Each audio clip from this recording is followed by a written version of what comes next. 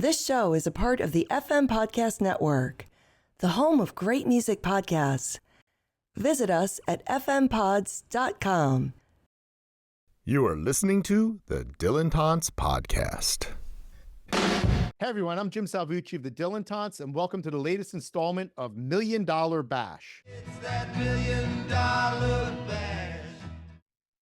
We're going to change it up a bit in the spirit of holiday festivities. Today, we're going to have a pretty open roundtable. Our regular bashers will have the opportunity to let loose in response to some open-ended prompts.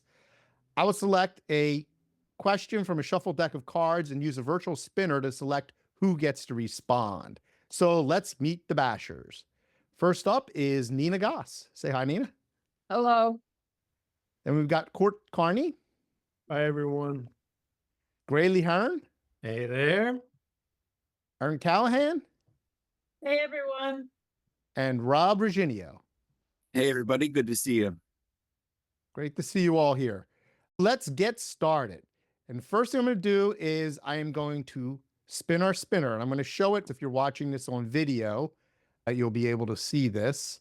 If not, just imagine a virtual spinner. We're going to click on it. Yes. Oh, and our first guest, everybody called it, is Court. Oh, that is fancy. That's some fancy tech you got here. That's some fancy tech. I Googled randomized selector and got that for free. So the first question is, the first question is the best Dylan album or albums, in your opinion? Albums. Could be more than one. I don't know. We think about this, and it'd be fun to kind of randomize this, and we can pick each other's favorite album. We could do that. Do you want to try that? No, I don't want to try that. Yeah, I didn't think so. So is it best or favorite? Either one. Favorite. I think we can get hip on this, but I've been listening a lot to this little record. I don't know. We don't talk about it as much as the others. It's called Blonde on Blonde. And it just fucking rules. I just think Blonde on Blonde's great. And I go back to it occasionally. I forget just how cool the whole entire thing is. And I mean, I don't know. I could try to get mysterious, but I'm just going to call it. I think Blonde on Blonde's one that you can go back to. It has a sound. It's got a feel. It's got a vibe. It's great. Final answer. Then Wild Mercury sound, no less. Yeah. Yeah. Mm-hmm. The cover, I mean, and the image, I mean, shit. Mm-hmm. Great. The full length Title. fold out. The the title. title. And it's The two title. records for you, so you get the plural. Yeah. All right. Anyone else want to weigh in on that? Respond That's to not Blonde on how the Blonde? game works.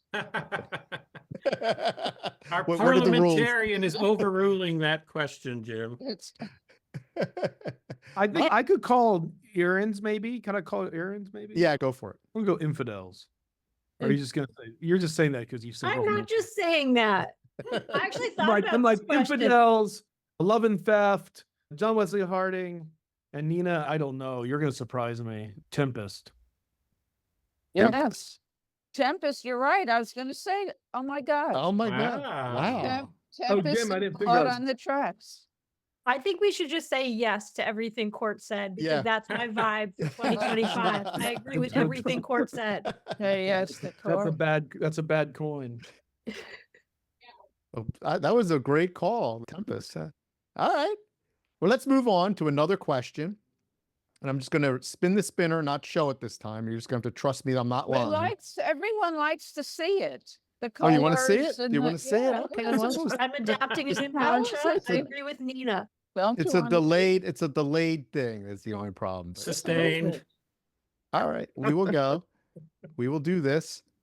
Just leave it Random. Yeah, look at that. And is Ooh. Aaron. All right. From court to spark. Court to Spark. Here's a question. What do you think of Dylan as a guitarist? Tread lightly. What do I think of Dylan as a guitarist? Can I do a humble brag? My last experience with him was in Paris when he opened with the guitar both nights, and that was pretty fucking fantastic. I think I think I dig his finger picking. I think he's a good guitarist. I don't know that I have that much to say other than I enjoy his guitar playing. And I think when he started playing in Paris in October, I lost my mind because it was pretty, it blew the house. I mean, like it just tore the house down. So he still has it despite the arthritis. So I really have nothing else to add there. Okay. I take it he was playing lead guitar. Yep. Yeah. His quirky leads. Anyone else on that score? We move on to the next victim. All right. Next victim, then. We're going to spin the wheel.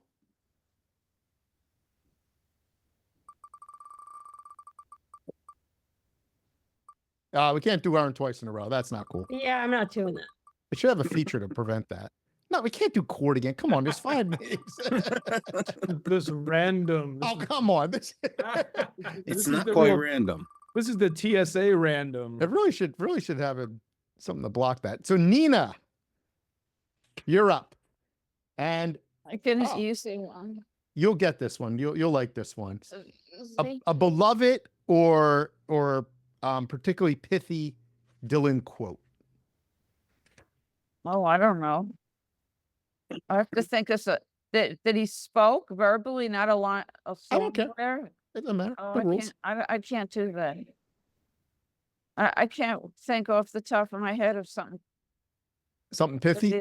pissy that he said. Okay. Anybody else have a good quote from I'm Dylan? terrible at this. I'll be like, it's that time he said that thing about like growing up. I like that. That thing about growing up and growing older and dying. That song. He had it right that time. I always go to, you should have said this to me last night, Court. If you needed my autograph, I'd give it to you. Like eating your popcorn, I would have given it to you. Look, I That's a asked good you one. 10 times. There's I like the 65 San Francisco press conference. You know, we all like motorcycles to a certain degree in response to the obsessive Oh. fan. When he says, "Would you ask the Beatles that?" Yeah, I yeah. think that's it. You guys like Give the anarchist a cigarette. Yeah. Excellent. All right. That was a good response. All right, let's go on to the next big question Did it. and get that No whammy. spinner spinning. And we got Rob. There we go. All right. Oh, Rock and Rob. And so a go-to non-biographical book about Dylan, not by him. jeez. I would have to say, and this will please several people here, I think a go-to Dylan book for me is one of Paul Williams' books. Yeah, Yes. Yeah. definitely. Yeah. Top of the top Hands shelf. down. Yeah. No. Always doubt. find, even when it's territory that has been covered by many folks before, about songs that we know a lot about, even when it is stuff that I am saying, oh, I remember William said something interesting about this, and so I go back to the book to look it up. There's always something new and insightful that I find in it. So yeah, that would be my answer to that. Okay. Got a good positive response. Anybody else have another author or book to throw out there? I love this Simple Twist of Fate, the book on Blood on the Tracks by Yeah. what's it? Is that I love is that book. Oligard? Yeah. Yes. Yeah. Yeah, it's a great book. Cool. All right. Next one up. I don't know why it's so hard to share. Here we go. Round and round it goes. Sure, good Rob luck. again. Come on. This thing has all these features, but it doesn't have. There Don't we repeat. go. All right. Grayley. Right. Grayley Hearn. Let's go. So, next question up. What do you think of Dylan as a harmonica player? Wow. So first, let me say that Dylan as a harmonica player is universally despised by the students I have taught Dylan to over the last decade. I mean, over and over again. I mean, sometimes they'll literally stick their fingers in their ears when I'm playing tracks with Dylan playing harmonica. They dislike it so much, too much. I mean, sometimes it is shrill. I mean, I can't deny sometimes you check to make sure blood is not dripping from your ears as you listen to it, but it can be sublime. I mean, Oh my Mr. God. Tambourine Man and Every Grain of Sand And oh my God, I've just recently been re-listening to the 2023 bootleg of Dylan's Cincinnati concert in Brady Center. And the way, I mean, the closing harmonica on Every Grain of Sand, it's like opening the gates of heaven. I mean, it is celestial. It is a holy experience. And so I led with the downside that it can be shrill and hard to listen to. But I want to end with what I really think, which is that when it is done well, and it is done well so often, it is one of the best things about Bob Dylan. And think, oh my God, that harmonica at the end of I'm Not There. I know we waxed That's on what I'm that in saying, another man. episode, but oh my God, Yeah. it could not be more beautiful. Yeah, that was from a live performance of Mr. Tambourine Man.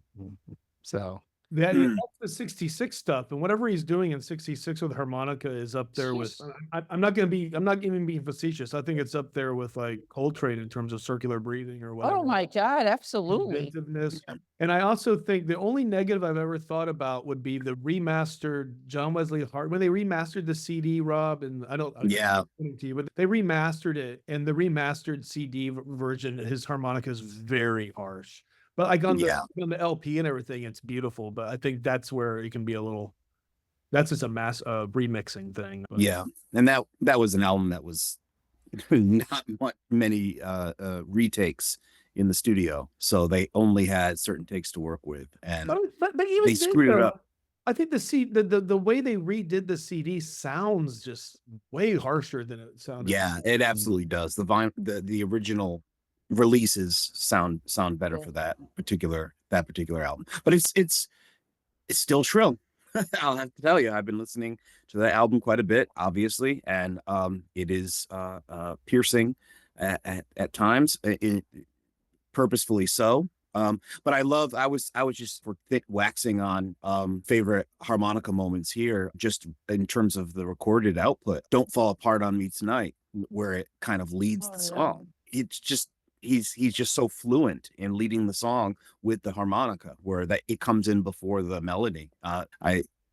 So I would agree with Grilly 100%. My students, even a gem like Girl of the North Country, my students were like, I hate that song. And I said, what are you talking about? Harmonica. I know. All right, harmonica aside, please. Yes. So yeah, it sometimes is an impediment from students to enjoy the music, but I'll be curious to know if they all changed their, well, pun unintended, but their tune after this movie comes out, right? Or all of a sudden is it going to be hip? Well, Dylan's harmonica. There is a 45-minute scene when he's at the Honer factory buying his latest Marine band.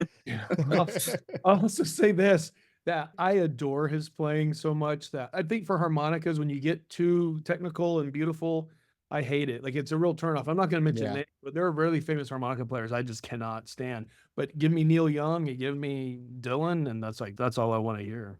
You like He that turned open the mouth throat this harmonica time. into a modernist jazz-inflected instrument. He did that single-handedly. That he did that on Blonded Blonde. He does that in the 66 shows. It's just, I can't imagine. Yeah. I'm just building up a head of steam, thinking about people that don't hear the innovative work he did in the 60s with the harmonica. And he's not credited enough And I'm because a he's Rolling also Stones fan, and Mick Jagger is the gold standard of rock harmonica players. And I still, but he's doing that with a rack too. He's not. I know, man. It's shocking. Talk about tonal breath control. Really, it's amazing to watch him. That's mind blowing. That's the Tambourine Man at the end of. Is that from that's a really great point. He's not using his hands to modulate the sound in any way. Yeah, and I love that. I'm sure you all read it too, but there was that great interview with Mickey Raphael that Ray Padgett did on Flagging Down the Double East, and that's a guy who's often credited as the best harmonica player out there, right? And he was saying over and over again how blown away he is by Bob Dylan's harmonica playing, and what a formative influence it was on how he approached his whole harmonica playing. His whole approach to harmonica is based on Bob Dylan, he said. So that just reinforces Nina's point that even harmonica players think this guy's mountaintop good. He's a harmonica player's harmonica player. I've got to read you something. So this one just came out in the latest Atlantic. I don't know if you saw this article about Dylan called, I forgot the title, Bob Dylan's Carnival Act by James Parker. And he's talking about Dylan's appeal. And early on, he says it wasn't his musicianship. As a guitarist, he was stumpy and street level. And his god-awful harmonica playing now sounds like a kind of comic punctuation. The harmonica, less a musical instrument than a place to put his face after delivering an especially jagged How old line. is this guy? Oh my God. Go back to TikTok, Mr. Parker. I don't think he's quite that young, but okay. So I just wanted to read that to you in the spirit of what we're doing here. All right, next question up. So I'm going to spin the wheel one more time. And now we can suffer repeats. Court again. All right. Clearly. And, wild card. That means you get to ask any of your fellow panelists any question you want. Oh, it's the wild card? Yeah, it's the wild card. He's drinking heavily, just from the audience. Who do I want to hear from? Nina. And I think we've talked about this, but I'm just curious right now. So what record was the entry point for you? Oh, that's a good question. Chronicles was the entry point for me. That was the thing that changed my life, was Chronicles. And then I started buying whatever. Do you remember Tower Records? I would just go into Tower and buy whatever they had. And it was probably bringing it all back home, and was probably the first album that I listened to obsessively. And then I tried to move chronologically. So, Nina, will you tell the story about defending? You already told it. It's in the archives on the Dylan Taunts, but about feeling like you had to defend Bob Dylan when you went to the top. When I went where? When you went to the top, I think it was Grail Marcus gave a talk on Chronicles. No, his like a Rolling Stone book had just come out, so he was promoting that in the city. And he said it was right when Chronicles had come out. So someone asked him, wasn't he concerned that Dylan's own book would, trump his? And he said, oh no, I'm sure it was. He said, I thought it was going to be like a big coffee table book with pictures, and we'd have Xeroxes of napkins with song lyrics on it. It wouldn't be. And I sat there and I thought, I don't even know you. I don't know anything about this. And I just know Bob Dylan is not going to put out crap like that. And I was right. And that's the story. I'm done. Excellent. Our first wild card, an excellent wild card. All right. So another spin of the wheel. Can't do Nina 2 times in a row. She got asked by Court. Let's try this. But maybe it'll be a wild card. Oh, it keeps coming, Nina. Okay, it's got to be Nina. So can you make it a wild? I want a wild card. You want to allow? Just make it a wild card. So no. You know what? I'm going to make it a wild card. All right. Wild card, Nina. Okay, Grayley, what's the last song you want to hear ever? As you shuffle off this mortal coil, what's the very last song you want to hear? So this is a variation on your question, but it's one I've thought a lot about, and I've kept to myself for years, but I'm among friends. And so I will share that. God, I think I'm going to get emotional just thinking about it. I guess we all know that the dreadful day will come when Bob's not with us anymore. And I have thought, what do I want to listen? What's the first Bob Dylan song I want to listen to after I hear that? And it's actually Dear Mrs. Roosevelt. Really? Because he played that at the Woody Guthrie tribute concert. Oh, right. And it's a Woody song that is like a eulogy and a sympathy card for Eleanor Roosevelt after the death of a larger than life figure in Franklin Roosevelt. But clearly Dylan had it in mind because Woody was that to him. And God knows Dylan is that to all of us. And I think I actually go a long time without hearing that song. And I think I heard it maybe on a Definitely Dylan episode. And as soon as I heard it, I knew that's the song. And I've made a point of not listening to it since then. And I'm going to continue to make a point of not listening to it, even though I've blurted it out to the world here, because that's my first post-Dylan song. Thank you. That's the most interesting response we've had so far. It was a great response. So Grayley, you just exposed yourself as a baseball fan with that superstitious wrap up there about not listening to the song. That's also true too. He's also wearing his lucky socks, just so everybody knows. His Roundtable socks. If you've got the video on, you can see my Reds jacket right now. Yeah. All right. Spin it again. Aaron, you're up. And your question is, well, it's a similar one you had before. What do you think of Dylan as a pianist or piano player, whichever you prefer, and or? I think he's all right. I think there are times that he's a little plinky. I think about the Chicago shows where I was kind of sitting there thinking, well, what the hell is he doing? Because it doesn't sound, I mean, it just gets a little bit too jazz impresario, maybe is the word I'm looking for. But I just sometimes when he's on and other times I'm a bit confused. I think he goes a little bit too far into, and my words are at a loss. I think he just goes too far into improvisation and I can't always follow it. So maybe it's me, it's my flaw in listening, but when he's on, I think it's great. And when he's having fun and the band is on, and when they're on point, I think he's fantastic. But I think especially in the early Rough and Rowdy Ways tours, because I saw shows, because I saw so many of them, there were some times where I just thought it was a little too much for me.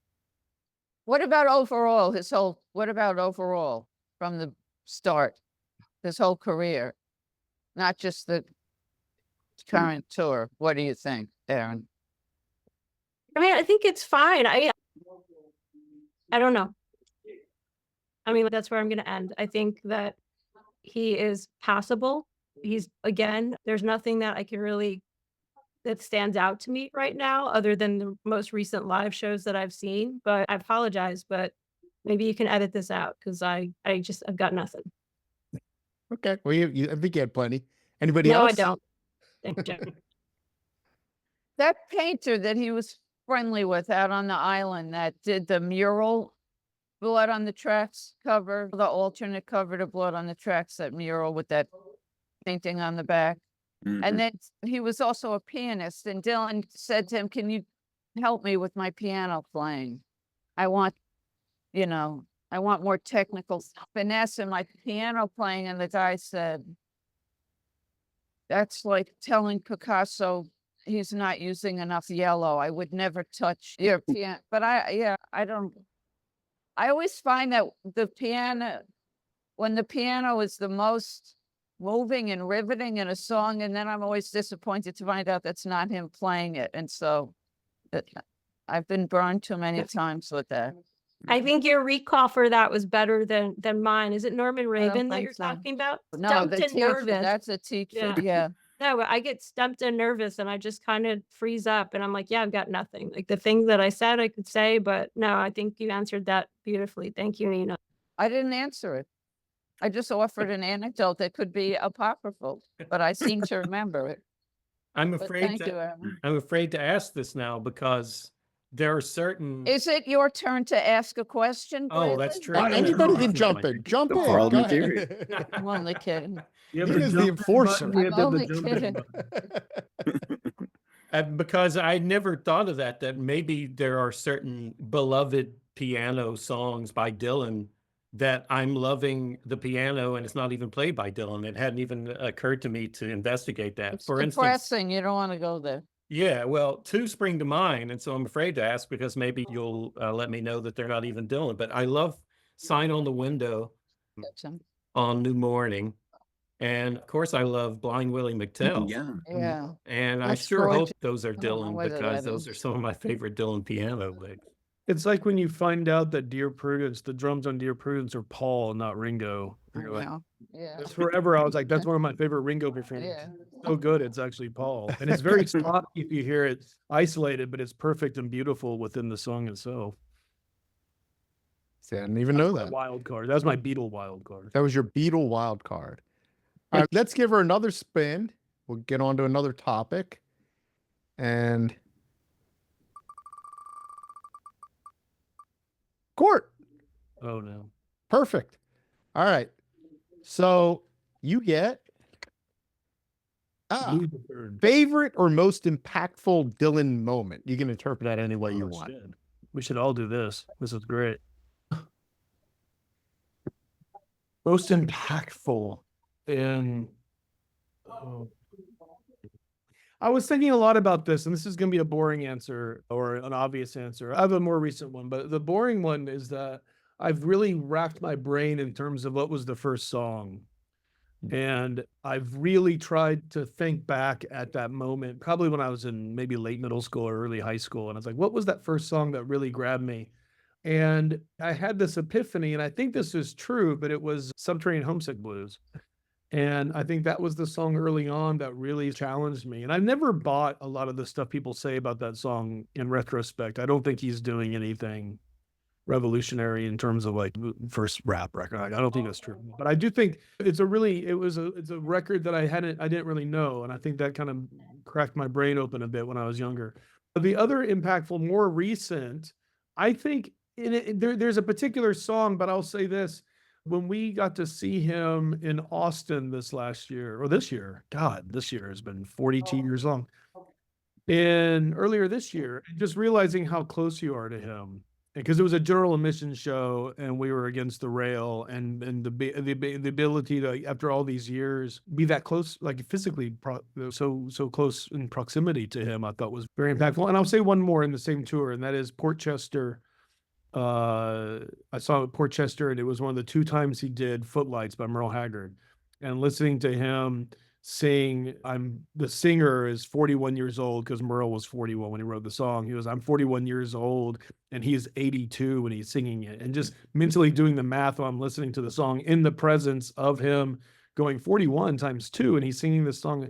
I think that just kind of took me out of the song a little bit, but then it kind of deepened it. I think that was a moment that I kept thinking about and wondering about as I walked around. So those are not all those that sexy grouping of moments, but those are the ones I think about immediately. Nice. I was going to put a question in there. What was the first Dylan song that caught your attention? But I was racking my brain. Mama, You're on My Mind was always up there but that was later. I was trying to think of the moment that I was like, who is this guy I need to know more of? I think it was probably Subterranean. Where did you hear it? Probably. Was it like the radio or something? No, it probably was like an English. I had an English teacher who was really into doing rock and roll lyrics. And she was really into, at the time, this would have been, for all of us, it was a little while ago. She was really into that live Springsteen box set. 74 to 84, whatever it is.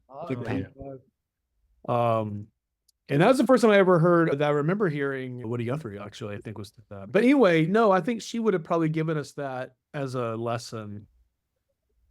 We also did Like a Rolling Stone at some point. It was all like, well, who are these characters? But I think Subterranean was the one that hit me because it just didn't sound like anything else. And that was the one that sort of, I want to know more. And of course, nothing else sounds like that. So it's not like if you like that song, how about nothing else? Yeah. Yeah. Nice. Anyone else want to respond to that? I think we should all respond to that. Wild card. Well, most impactful. I have to be the homer, so I'll put in 2 Cincinnati ones. I mean, moments that were just breathtaking for me, both live experiences. 1999 at Bogart's, which was different than any other show because it was just at a dive bar, essentially.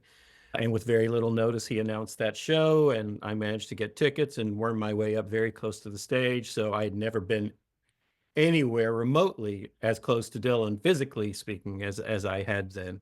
And so that was great. And of all the many highlights that night, it was Not Fade Away when he played Buddy Holly. That just because it was so unforeseen. I was not someone who was following the tour and following set lists and listening to bootlegs at the time. So he played that song plenty of times, but I sure as hell never expected to hear him launch into it. And he just seemed so excited to be playing that song, right? And now I can appreciate much more why that is, his connection to Buddy Holly. And then the other is South of Cincinnati, right? When he launched into that song, which I didn't even know until I get out of the place, open up my Yonder pack, Google to see it's by Dwight Yoakam, and then immediately text Aaron to say, Bob Dylan just played South of Cincinnati. So yeah, those were two magical live moments here in my adopted hometown. Didn't you purchase stock in Yonder at some point? Did you not do that? I should have. The Yonder Bitcoin? I was giving a presentation in a high school locally a little while ago, and they were using, they make the students put their phones into Yonder packs. Oh, I love Same that. gig. Yeah. Interesting. At the Yeah. movie last night, they just told us they brought a cop in. Was that a real cop? A cop in. But they did tell us to turn our phones off or we'd be asked to leave. Wow. I said, why didn't they just use Yonder- Yonder pouches? Just Yonder your ass out of here, fella. Opposite of going electric. It was the stern don't. Here's an officer of the law. That's what. It was Ed Norton in a police uniform. All right. So anybody else want to jump in there, or should we give it a spin? I can remember there are too many moments that are emotionally loaded, so I won't go there. But this is an emotionally loaded one as well. Kind of thinking about Nina's question to Grayley, 2019 in Ithaca, seeing him play Girl of the North Country, and he played it so tenderly, and it was as if he was saying goodbye to the song. And then he turns on a dime and walks back away from the piano towards the drum set and picks up the microphone and plays the minor key version of Not Dark Yet. So Wow. it was just Yeah. to be able to inhabit this incredibly gentle kind of mournful of that song, doing it justice. And then also you get to see, as Grayley was describing, as Court was describing, that notion of being close to him and seeing that kind of that frailty and recognizing that this is a person who will not be with us forever. And then he turns and plays the minor key version of Not Dark Yet, which is just like doubles down on the impending shadows and faces it squarely with a kind of courage, but still evoking and expressing this really dark vision. It was both moving in terms of my relationship with him as a performer, but it was impressive as a performer. It's like someone doing Midsummer Night's Dream and then doing King Lear. Like it was like this. I was like, this man is an incredible He does performer. that every night. And he does that every night. Yeah. Yeah. I have one. Can I share one? Yeah, that was? please. So when he played Prospect Park here a few years ago, and we decided to take my sister as a treat, and she's not really a music person. She's not really a fan. She just loves being involved in the things that I do. And she was excited to go. And it was an outdoor show with a band shell at Prospect Park. And it was your basic Bob Dylan never-ending tour. And once he came on, it started, I was completely in my home heaven with the show, and I kind of forgot that she was there. And then at the end, you don't know how he's going to land with non-people outside our realm. You don't really know. And the show ended, and I turned to her and I said, what did you think? And her eyes were shining, and she said, oh my God, it was fantastic. And I thought, oh God, he's really that good. You know what I mean? Yeah. It's not just that it was a special moment between me and my sister, but oh my God, he breaks through to everybody. It was great. That's beautiful. Listening to Rob's story, you saw, and in the context of Court and Aaron's set list book, right? So I can never think about songs in isolation anymore. I always think of the connection. So I'm glad that you talked about that transition from Girl from the North Country to Not Dark Yet. But now suddenly you're giving me a thought I've never had before of the links between those two songs, not only between a way old song and a much more recent one, and the different kind of emotional palettes he's painting from there. But that line, I was born here and I'll die here against my will, to sing that right after Girl from the North Country, which is a song about his, or at least set in his roots, right? To then go from that to that. I mean, it feels like he's leapfrogged over 60 years of time to get from that song to that song. That's fantastic. You know what I was thinking about while y'all were talking too was like the non-musical impact, and lately over the last couple of years I've been really drawn to his moments of escape, and I find those really Of what? escape. Oh, When Escape. he escapes, I mean, I think that the motorcycle crash, I think, resonates to me in ways that it never used to. Oh, Not that's the interesting. particulars, maybe even as a metaphor, but I just think it's a moment that really moves me. Him going to Nashville on the train after hearing about Woody Guthrie dying and going to Nashville to record. He's writing songs on that in Chronicles when he's talking about the Grateful Dead, but also when he has that whole story. I know it's challenging as narrative, or as accurate narrative, but the idea of him in South Louisiana on the motorcycle too, or Mississippi. I just think those moments are just really beautiful when he's talking in No Direction Home about growing up and I knew I had to get out of there. And even with Woody, when he says, I knew I wasn't going to go back to there. I knew I wasn't going back to the hospital. Those are just, as I've gotten older, are just really profoundly moving moments that are stitched, obviously, to all the music, but also just resonate as a human being.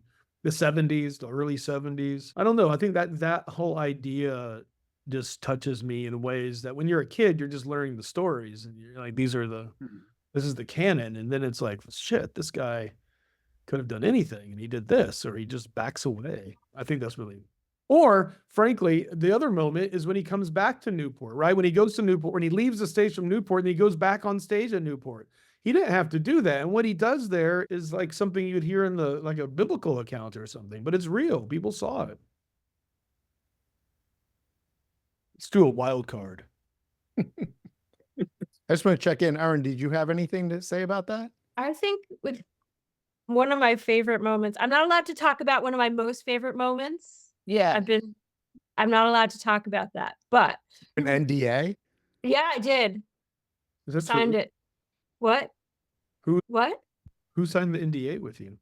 You. No, but in the 99 tour, when he played with Paul Simon, one show they'd always play Not Fade Away together, and one show they would play Sounds of Silence, and then the other they'd do The Boxer. And I saw the show in Camden in New Jersey, and I think they played Sounds of Silence in that one, but then when I saw it in Houston, they played The Boxer, and so I was really thrilled that I got to see That both. one would have looked. Yeah, so that was really wonderful. I'm gonna maybe break the NDA. I don't even know what you're going to talk about. When all you wanted to see was Big River. Oh, this one, yeah. Yeah, in April, and he was warming up for it, and Court was like, "No." I'm like, "It's Big River," and yeah, I think that was really a special moment because your smile was like, that was the best part of the show for me. I mean, seeing Dylan, of course, and being on the rail, but just seeing how happy you were to see that song and to be that close. Was just a Normally, wonderful my moment. smile's in a yonder pouch. But I tell you, we all follow Dylan enough to know that if you expect him to do something, he ain't gonna fucking do it. Right. I was like, hey, we're in Port Chester. What better place to hear Stella Blue or something? No, Yeah. Pearl Haggard's home. No, I Which is heard that the wonderful. I'm next just night in saying. Port Chester. I was like, oh, hey guys, Big River, he's playing a lot. Then he did. So Yeah, that's good.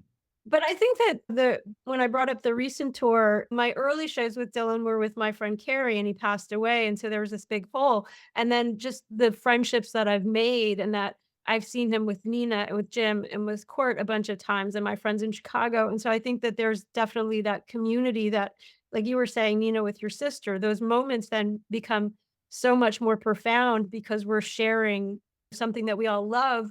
And then we can all have those exchanges like we did last night after the movie. We went out and we chatted about it. And I think that's what makes it so wonderful. And then I get like when he plays Silvio, when I see him in Tinley Park after he resumes, and I'm like, you all know I love Silvio, and I've already seen it live, but I was so happy to see it because I missed it in Wisconsin. But then I got to see it in September in Tinley Park. And so the fact that I got to see it with people that I really care about was also wonderful too. Very cool. All right, let's get another one of these in here. And spin that wheel. And it's Ern. It was just speaking. What do you think, And- Bob Dylan? You has- got a wild card. I got a wild card. So ask whoever you want, whatever you want. Whatever I want. It's a lot of pressure. Well, Nina asked the song that I like to ask. Okay, so we can ask this song or this question: if you could have any bootleg come out, what would it be? What would the bootleg you'd want to hear be? And I'll ask it to Rob. Oh, goodness gracious. It's everyone. Rob first. I mean, there's so much that's out there. It's hard to pick something that hasn't been released. Oh goodness. That's a tough one. And there was a time in the early aughts when I was an avid collector of CDR bootlegs. And so I've got a whole mess of them. And so, I'm trying to think here. I'm trying to think what I would want to hear. Oh, I know. I would love to hear, even though we've heard some of them in terms of Mississippi, I would love to hear outtakes from Love and Theft. I think that would make a supreme bootleg series. I would be very interested to see because the musical palette is so various on that album. And it's for me, a real high point in terms of his late career renaissance, whatever cliche you want to use for that. So yeah, if there was bootlegged versions of those sessions where he was working through those songs to find just the right way to play Moonlight, just the right way to play By and By, that's what I would go with. It's a great answer. Thanks. Sure. Thanks for asking. I agree. I want that bootleg. Yeah. What about bootlegs that don't exist, like magical bootlegs that we know? He's bar mitzvah. I don't know. What was Oh my God, I would go crazy to hear Rob. I would lose my mind. I was in Tulsa for non-Dylan related reasons last week, and I ran into Michael and Adam, who are Dylan people, and they've been doing stuff in the archives, and they were talking about, Adam in particular, somehow that there is a lot of stuff connected to Street Legal, like radically different versions. I hadn't really thought about that. Sounds interesting. I would love to hear a nice compendium of all the mid Neverending Tour when he's doing all the covers and doing all the country songs. That'd be cool. I mean, I know it's available, but it'd be cool to have like a nice sort of collection of That's that. that Golden Vanity bootleg. That's a great one. Yeah. Oh, Yeah. God. Yeah. Little Moses on that is just Yeah. unbelievable. There's a lot of things in that period that are really cool. And his band's kicking ass too. Yeah. That'd be cool. All right. Well, I want to ask a question just generally. I'm not even going to spin the wheel. How do you deal with, I'll call them normies, who think your Dylan fixation is odd? We've all dealt with it. That's a real problem for me because I don't have a lot of friends, so I don't have to deal with ordinary people. That's That's not how you my deal with it problem. right there. Yeah, right. So that's not. But like I'm teaching a course here next semester on late style, and Dylan is central to this. This is one of my critical focuses. So I have to bring him into the curriculum frequently, and there's a tremendous real pushback.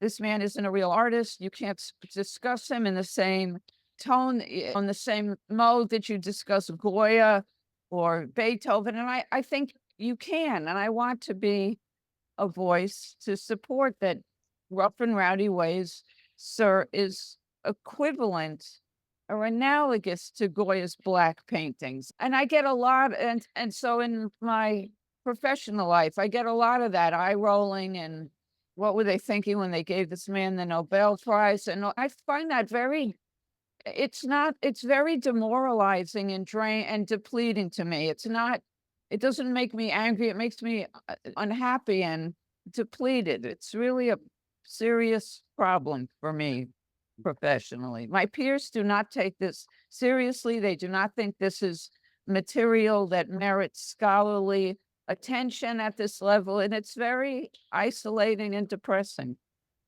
So that's my sad answer to this. They denied Jesus too. But sorry, but no, really, I want to ask You're you. not him. Honest answer, though. I want to ask you, Nina. Is the resistance because he's contemporary, or is it He's a something pop, else? yeah, he's a 60s pop singer. He's not Goya, and he's not Donald Hall, and he's not Tennyson, and he's a pop singer who's idolized by, he's a cult figure pop singer, is essentially. He doesn't belong on a literary curriculum form. Well, even Tennyson's not Tennyson, but Yeah, okay. that's true. Interesting. Anybody else? My first thought was like, Rudy's Normies. Was what? But then when Nina was talking, I was like, I mean, I don't want to get into this, but specifically, but this idea of like how it's viewed academically, I think is a real thing in terms of like, I was asked at some point, not, near past, of like questioning of if I was doing was even historical. And that was that kind of stuff comes up a lot, often from people who, have their own issues. But Nina, when you were talking, I was like, well, that's exactly the point. That's what it is. It's like not whether or not someone digs what you're into as a friend, but just like, I can't say scholarly pursuit without thinking of Arrested Development, but the idea of like what you do in terms of scholarship being questioned because what you're doing is with something that's modern or recent or popular or something like that. I would agree with Court and Nina in that. I mean, I have my home base where I teach, I have a relatively accepting group of colleagues that let me teach my Dylan course and accept that. They respect it as that this is literature for sure. But I think, I mean, a lot of it, and I'm sorry to get so dry and boring here, but I think a lot of it has to do with the way in academia that the humanities themselves are kind of besieged all the time, and you have to justify. And this seems like a lot of people read this as, oh, you're just pandering. This is lowbrow pandering. And that's one response. And so people can be very territorial in that way. They're really worried about this kind of notion of this kind of canon. And if we let, a 60s pop star into this canon, we're already in a moment of precarity.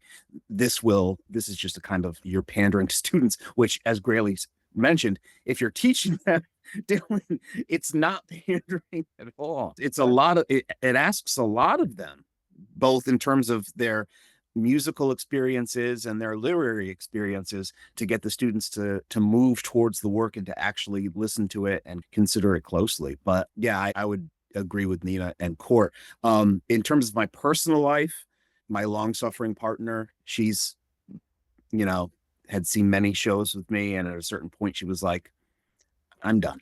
This is, and so it's something that I keep from people in my personal life that I know are not kind of a true believer. So I'll come down into the little basement bolt hole that I have here and listen to my bootlegs, and I'm left alone to follow this faith that's been long abandoned by them. You're doing what really works for students is pandering. I love how they think you're pandering. Yeah, to 20-year-olds with 20-year-olds are like, finally, Desolation Row. pandering. Gates of Really Eden. Yeah, pandering, right. yeah. Yeah. But the flip side to that, of course, is that as we've been alienated or exiled from these various professional and personal communities, we found alternate communities, right? We found our Dylan family in places like the Dylan Taunts and places like the groups that Aaron was referring to that we get together and watch shows with. or the people we hang out with in Tulsa at conferences, right? Or other real and virtual families we've adopted and been adopted by. And that's been really fulfilling. I mean, we've been in academia long enough to have had lots of different experiences. And I've had different phases and different expertise, times when I focused all on Samuel Beckett, or times when I focused all on Don DeLillo. And though those were rewarding experiences in lots of ways, I've never felt more of a sense of community than I do right now with the people I hang out with in Dylan World, like the people in this virtual roundtable right now. And so I shared Nina's feelings too about how disheartening and sad it is to feel that way sometimes, that people aren't respecting or taking seriously Bob Dylan's art the way we take it so seriously. But the flip side to that is how great it is that we've found each other. And so I feel very thankful for everyone on my little screen right now. Yeah. Uh, I feel the same way. Yeah, absolutely. I can remember, and the internet's been so helpful in that. I can remember being part of message boards when my partner, she decided she was done and I didn't have anyone to go to shows with. And I just struck up a conversation online with this guy literally who worked at a concrete factory outside of Boston and was, I mean, not an academic in any sense of the word, but this sounds very corny. But I can remember we're driving to a show because we're in Worcester, and he's me with stories of past shows. But then he's able to reel off the last verse of Mr. Tambourine Man. And I'm like, this is amazing that outside of these little bubbles that I'm in that are so, this vital poetry resonates so powerfully with people. Yeah. Nice. So I agree 100%. Yeah. Do you think like what we've all experienced, and I share what you've experienced, and where folks at my campus say, oh, your obsession with Bob Dylan. I'm like, it's more than, yes, it is an obsession, but it's more than that. But doesn't that make maybe, and maybe this is too self-important, but what we do even more important, because we need to convert more people to see maybe what we see. And you said, Nina, that we're the bridge between that first generation and everything that comes after. I don't think And- it's working. What? I don't think it's working. You don't think it's working? No, I don't. Everything Grayley and everyone is saying is beautiful and true, but we're a very high-end cult, I sometimes think. And I really don't want that. I really don't want that. I want to hear in the dullest possible way, Desolation Road discussed in partnership with The Wasteland. And that's what I want. I want people to bring him into the conversations that we have about making meaning through the strongest art available to us in culture. That's what I want. But I'm a misanthropic person, so I don't need cults as much. So I'm really, thank you for bringing that up, Erin. And I really do worry that there's nothing we can do about the world around us, but I don't think it's working, Erin. I think my mission is failing. So Sorry. I don't know what to say. I'm like, I'm sorry. Well, I'm a new historicist at heart, so I could care less about canon. See? You know. But we should end on Grayley's loving words of community. Absolutely. No, I'm It's not being- kumbaya. I'll I'm edit it so serious. Grayley goes last. No, do that. No, do that. We should. Oh my God. I didn't know what that was. Thank you. The hell, I thought it was like yeah. All right, people. Well, this has been lovely, everyone. Thank you so very much. much. And thank you Excellent for your program. Have a team. great new year. Happy Thank you. holidays to everyone. Great to Grayley, see you happy all. birthday. Jim, happy birthday. Oh, happy We won't birthday. see each Yeah. other. Birthday. Thank you. Mine's in May. We know when Happy you're birthday. Or Happy birthday, Court. All right. Bye-bye. Take care, everyone. Thank you. Bye. bye, folks. Thank you for listening to the Dylan Tons podcast. Be sure to subscribe to have the Dylan Tons sent directly to your inbox. And share the Dylan Tons on social media.